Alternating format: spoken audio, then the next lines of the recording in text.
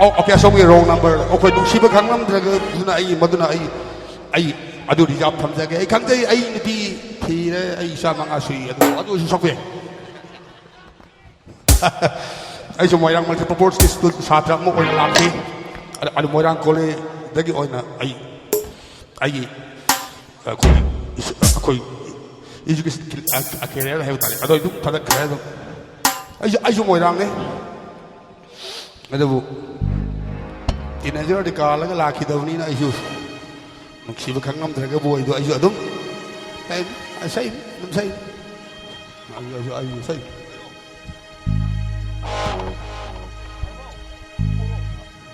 đi ngã lắm.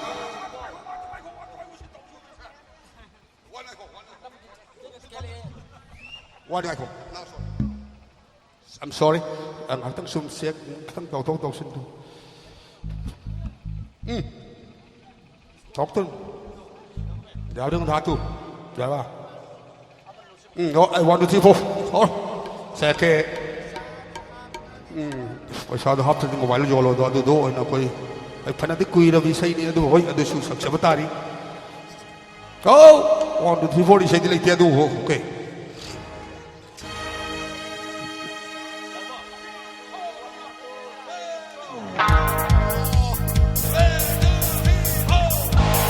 Ok đây, nè tôi hay ăn sọc ai còn.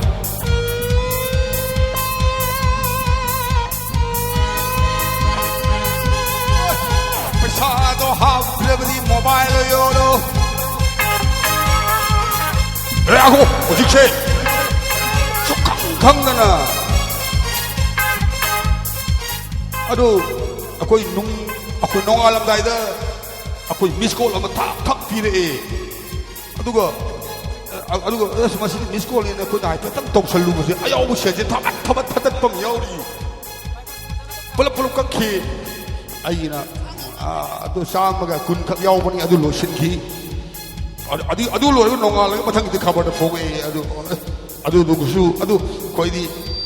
Pasapay ba lam nina? Ayaw na tayo, pasapay ba lam nina sa mga kun na talaga yakay kay. Patat tingin sidi, kasunte, makoy siya, ibo ko bingin ng tani. Ibo ko bingin ng tani. Gay kagam ng tani. At ay di paling ba? Ano kyung matik pasapay? Giyas, tuwajin lupa lising ani pi. Lising ani sa nga po, yoli. Ano so, lay na eh, ko'y pasapay. Bây giờ là sao? Thâu bè thâu đó là phải sao này cái bia, sao này một bia, sao này cái chục bia, nó lấy đi, nó thâu đi, bây giờ phải sao bay, nó là đi anh xây dựng lan đi mà, bây giờ nó hấp dẫn đi mobile rồi, miss call khắp cái bia với cái lấy vào mobile, bây giờ giàu tiền nó mất đâu đâu, hello. Đâm hai cái sự thầm khôn na, miss call phong bì đâm bì glido, adu ga, sige na koi ipa ima yung makada, ako'y lahit tam ni basate singidi, pasasin nik na season na rin nila. Ek loy kim ka ipa ima di hu mo nina, adu na di tong na di sa pasad hapin di mobile yolo, hey tong na di, pasado hapin di mobile yolo, miss call kang Feel like you lay up mobile.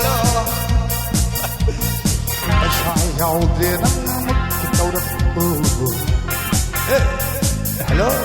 Đăng hai cái sự hâm khô thế nào? Miss call, but be the leave the cow. My son, oh how never the mobile yolo.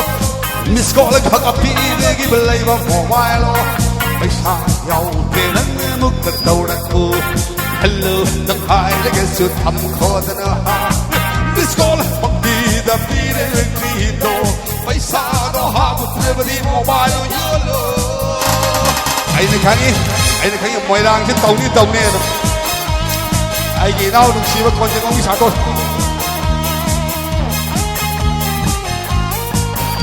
Ok, anh sẵn sàng đấy. Xóm tới cái xóm đây này. Kalaga 손 들리네. Kalaga 손 들리. Skålen kan det vis. Mobile går det vis. Kontrasten där lägger sig på TV. Det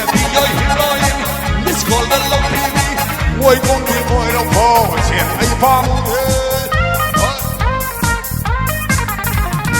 this call the KANGLEI mobile le koi dei con chân bên ta le cái sức tia và thì đi để đi ai heroin this call the love thì môi công đi môi đâu phô chuyện ấy phong thế this call sự ốc đi về phần trung đô nữa mà câu yêu bao xiêm ta tâm đi khô ngàn môi đâu mà this call đi về phần trung đô nữa mà câu yêu bao xiêm ta tâm đi khô ngàn môi đâu mà môi xì đi hay được gì đó môi phò hay được rồi đó môi xì đi hay được gì đó môi phò hay được rồi tung bơ this story hay this song bơ oh tung bơ this story hay this song bơ bây giờ đâu học được đi mobile phát đây thật đi đi lấy vào mobile lo sao giàu tiền lúc đầu đất cô hello đất hai đấy cái sự thầm một thôi là disco không đi đập đi lên đi đồ bây giờ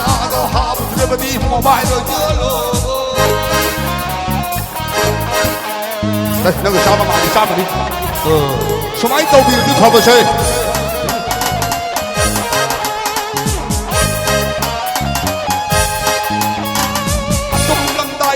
Skål, vi de ligger med de som jobb og slegger tunke male. Gadam bamino, makoko sak på sale, han var det bide tunke. Som blant deg i skål, vi de ligger med de som jobb og slegger tunke male. Gadam bamino, speiki og leive sale, han var det bide tunke.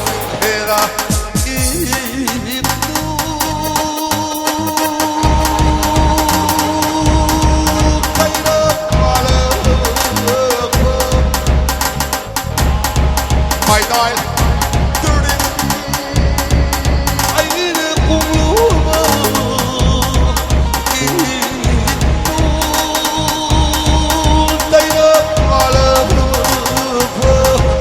My God.